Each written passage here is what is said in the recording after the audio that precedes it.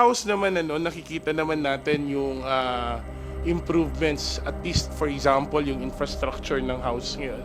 Nakita nyo naman with the modest budget na meron tayo last year, ang daming nabago sa house. And this is not a new facility. This was built in 1980s.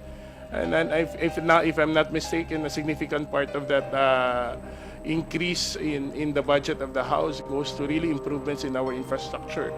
Sa ngayon, meron na ho tayong 300 plus congressmen, pero sa totoo lang ho, kinukulang din ho tayo ng mga tanggapan para sa mga kongresista. Kinukulang din tayo ng mga tanggapan para sa mga committee meetings.